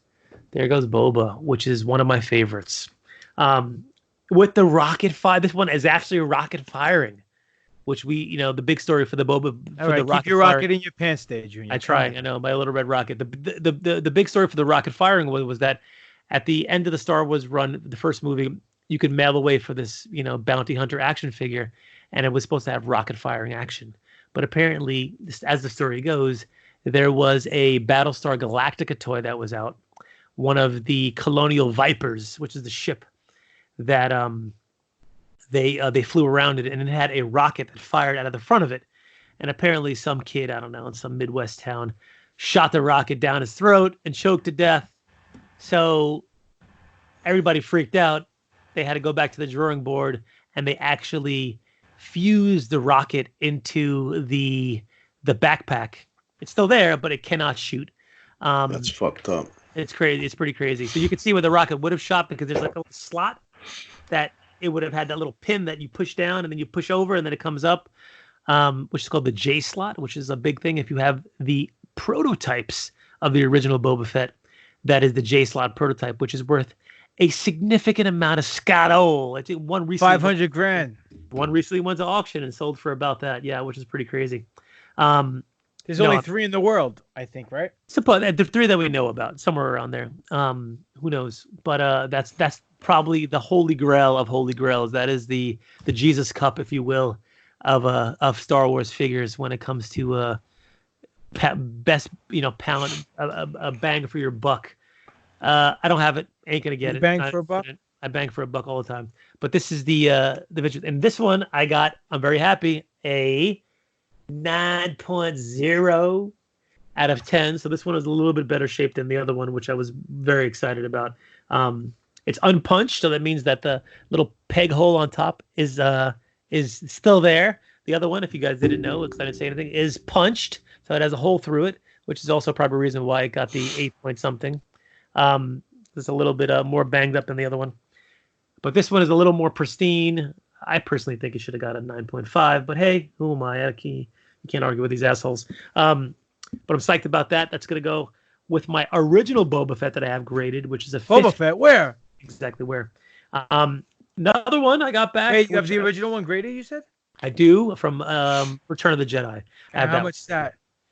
I don't know. I have to price it. I haven't seen it. It's a 5.0 or a 50, depending on, because that's the old scale they used. They used a 100-point scale in the previous iteration. Now they're using a 10-point scale. So that one's a 50. The card's kind of fucked up. But I think I bought it for like $200 in med school. It's probably worth at least $700 now, something like that, around there. I think it's pretty decent. I could probably flip it for that. It's been graded for a while now. That's a good one, but I'm not getting rid of it anytime soon. But if I die, Pop, you can sell that. Don't worry. The other one I got back is one of my monikers, baby, FX7. And I had bought this one a couple of months ago off eBay. I showed it to you guys. It was the carded FX7 from the Empire Strikes Back line. It was a little bit dinged up. The card has a little crease in the side of it. We talked about that. The bubble has a little crack in it. And the woman was like, "You sure you want to submit this one for grading?" And I said, "Yes, I do. Please, just take it. Thank you." And she did. And it didn't do too bad. It got a 60 out of they graded on the old school, because I want them to grade on the old school system. So it got a 60 out of 100, or a 6.0. Not terrible, not the worst, but I really didn't care. I just wanted to get it graded because I wanted Empire Strikes Back FX7. So now you remember I have the 2-1B, but he's loose and he's graded. But now I have a carded FX7. Now I have to get a loose FX7 and a carded 2-1B to match each other, because I'm a fucking psychopath. And that's what psychopaths do. You can't be complete till you have everything. So I'm tracking down a carded FX7 and a good condition loose. Carded 2-1B and a loose FX7, so I can get them both graded and have the matching pair. So that's the 3. I got a few other things back from the graders. I got if you want to see them, I'll show you real quick. Hold on.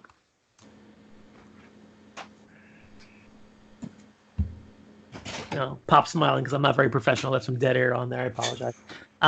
Not Star Wars related, but I got back this. This will bring back a couple of memories, Pop. I know you. Wow, Secret Wars. My favorite Secret Wars is the Black Spider.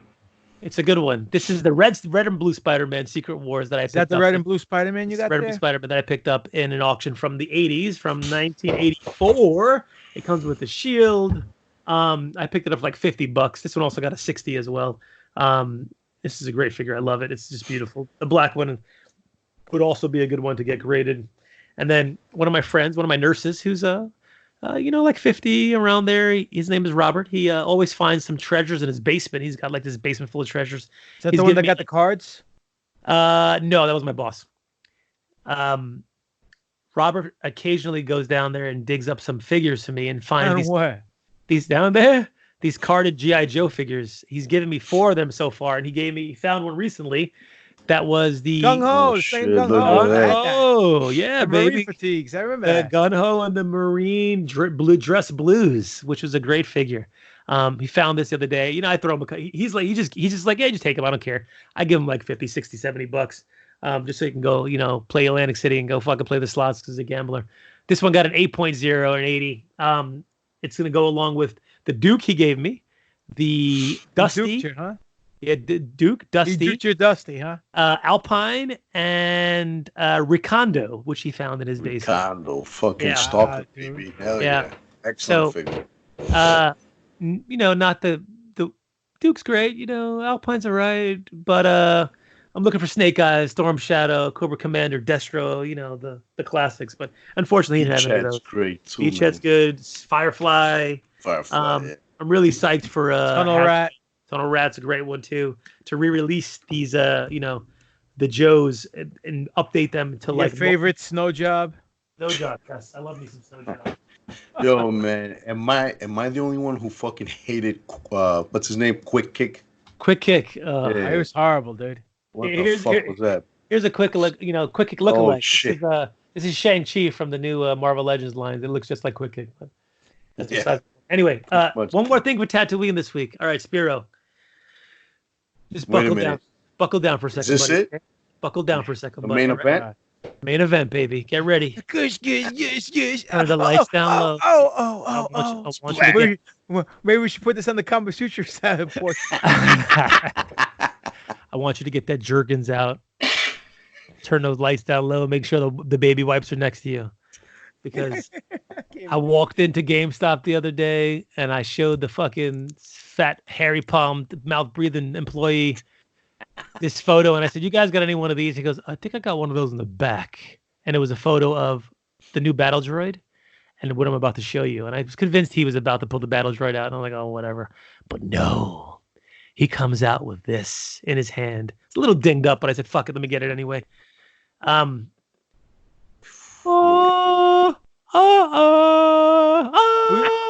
that, Mr. Spock? Captain Kirk? Who's that?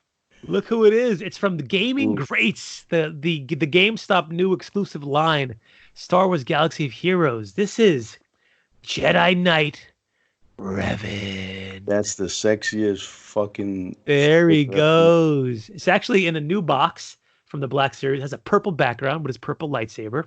The box is really awesome. It's got this great photo of your boy Darth Revan on the bottom of it, which is the artwork from over there. The artwork on the back is very, very similar. He's got the same costume that he had for the Sith Revan that was released a couple of years ago, but it's in the white Jedi robes, the white and brown Jedi robes that he had with the copper armor.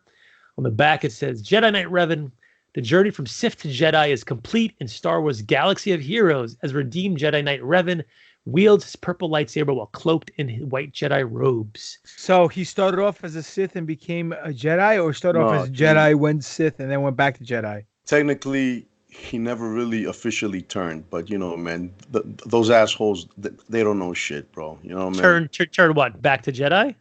No, he went from Jedi to Sith, then back again. So he's the Big Show of the Star Wars universe. Pretty much, man. The Paul Orndorff. But he really never really technically changed. I mean, switched. You know. So when he went Sith, did he only use red blades, or did he have red and purple too? No, he actually kept his that one, the purple blade. Yeah, but I think he changed the blade to red though, didn't he? No, he actually built another one that was red. Then when he came back, he actually made a fucking green one. Why? I'm not sure, but anyways. Guys all over the place. Great figure. I was surprised that this is the one they pulled out. I was convinced it was going to be the battle droid, but I haven't seen him yet again in the in GameStop. And if I do, Spiro, would you like one? Yes. Okay. I believe it's $24.99. I had a coupon. I don't know, whatever. Anyway, but it's a good one. He will sell his. He will give you his daughter for that. Yes. Figure. Oh, yes. Hold on, I got it here. I'm sorry. My what? Yeah. Your daughter. She's already been deleted from my fucking. She's already promise to a Darth Sith Lord. That's TaTOYine this week, boys. Well, Doc, you did it again. You impressed us with your wonderful toys. I try, baby. I try. Look, I know you try, and we appreciate your ability of trying, even though you're not a professional and do it correctly from the start. And once in a while, you drop a lie or two in the middle of the segment, but we still love you. You know, it's for our benefit, guys. And speaking about our benefit and love, why don't we follow up that segment of TaTOYine with your another segment? Oh, are we gonna venture down to the path? I think this is the perfect time for Big Ray to insert our new intro to the Star Wars Kama Sutra.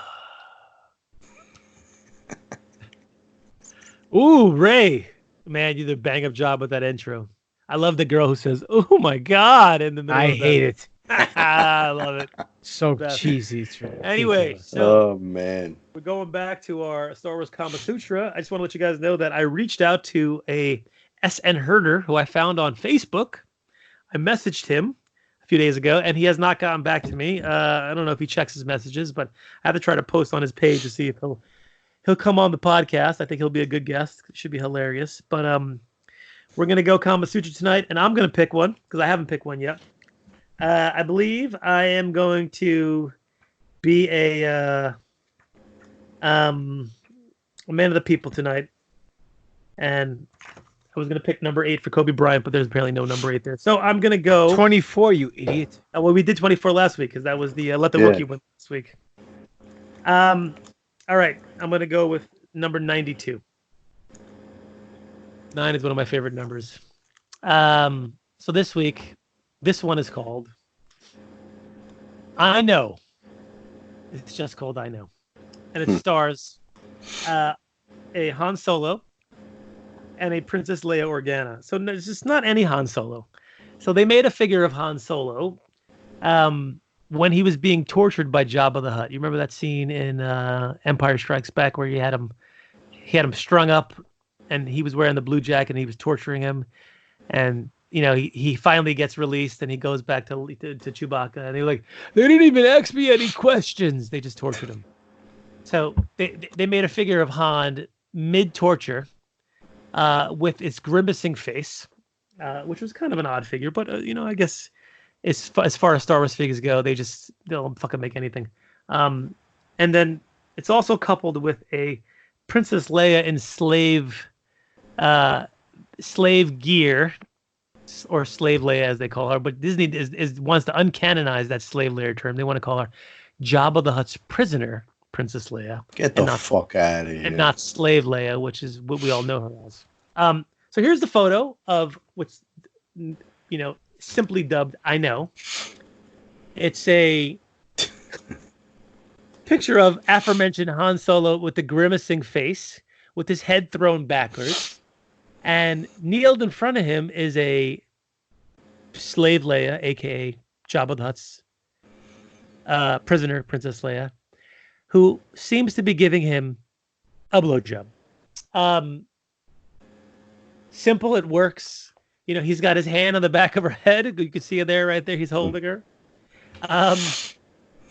Listen, keep it simple, stupid, right? That's the best way to do it. It sure is. And that's a great way to use that grimacing Han Solo's face because it looks like, as those memes says, when you bust, then she keeps sucking. You got the Home Alone, electrocuted, or, the goose, goose, goose, goose, goose. So that's a good one. Anyway, Spiro, I don't know if you listened to the show back last week when you were on the toilet. But we apparently accidentally ran into the fact that they have a bunch of haikus on the back. Not Haku. Not Haku. No, not Meng. Or Ming, no. Or King Haku. From the Faces of Fear and the Bullet Club. But haikus in the back of the Star Wars Kama Sutra. And we read one last week. You want to reread it again? I'll reread the one again for Spiro. As he was pinching a loaf last week. Yes. You know what I mean? So last week's was Leia's dejected for what once was erected. So sad, Han shot first. So that was a good one. The one I'm going to read today also relates to Princess Leia, which is great. Apparently, Herder likes to do his Princess Leia haikus. I guess is much like the sonnets that William Shakespeare wrote to his love. Because you see, Doc is so cultured. I got news for you guys. His love, Mike Piazza, right? Oh no, that's the same champion. I'm sorry. Yeah.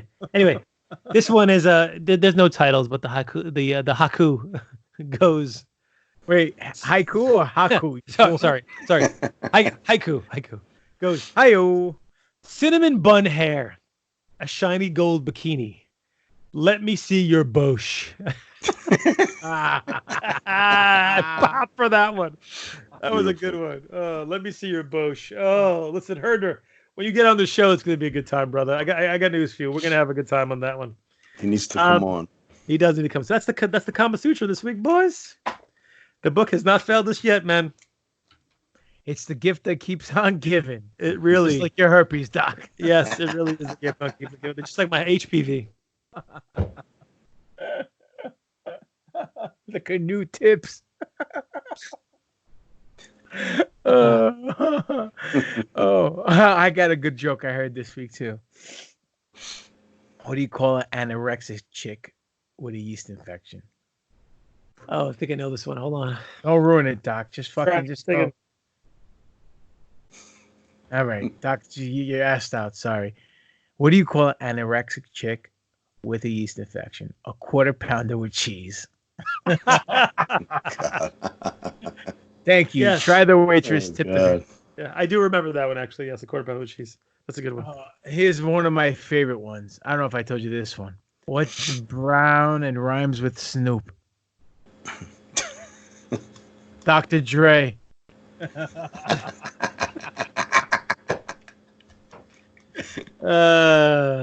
a good one. That's a good one. All right, guys. But it's on my son, that one.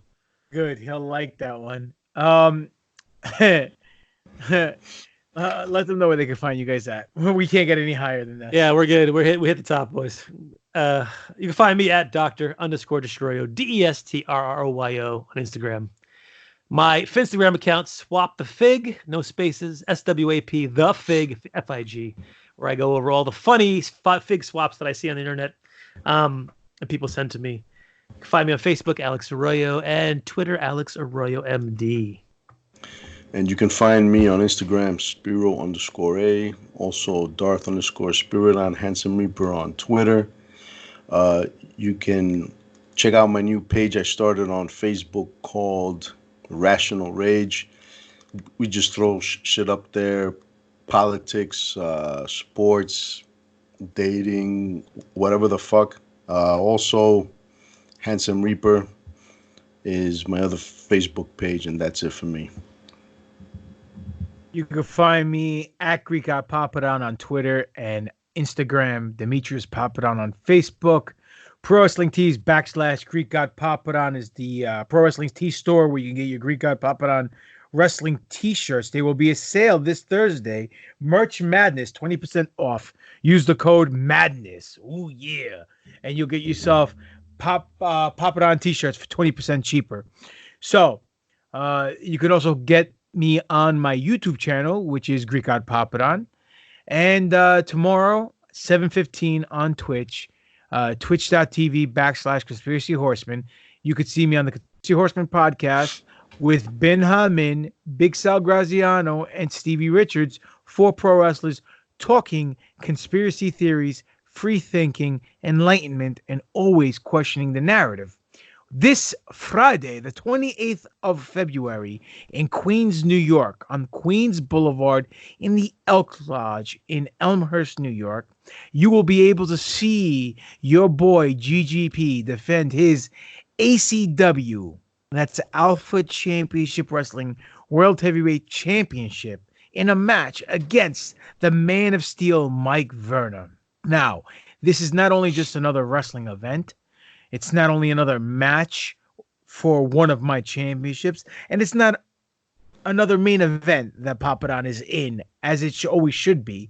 It is a good show for a good cause. We are raising money for Doc. What's the name of the foundation? The Leiomyosarcoma Foundation. And what does that foundation entail? It is a foundation for a very rare form of cancer that my good friend Michael Eagle, who does the EMT stuff from many of the wrestling shows in the area, his wife unfortunately passed away of that a little over a decade ago. And he is raising money by running a show in her name, in her honor, and donating the proceeds to the foundation. So you can find me there on the 28th. Do you have a website they can go for tickets? I think the tickets are on Eventbrite. If you look up Wrestling for a Cause, you can get the tickets on Eventbrite. Oh, well, there you go, ladies and gentlemen. So this has been an action-packed... Oh, more importantly, you can find the three of us at NFO_podcast on Twitter, New Force Order on Instagram, official New Force Order on Facebook. The website is newforceorder.com, and the email is newforceorder@yahoo.com. So there's the plugs. Ladies and gentlemen, thank you for joining us for another news-filled, action-packed, fully stacked, Revan Still Not Canon edition of the New Force Order. For life. And that's just too motherfucking sweet. Henceforth, you shall be known as Revan is not canon. So disrespectful. NFO for life.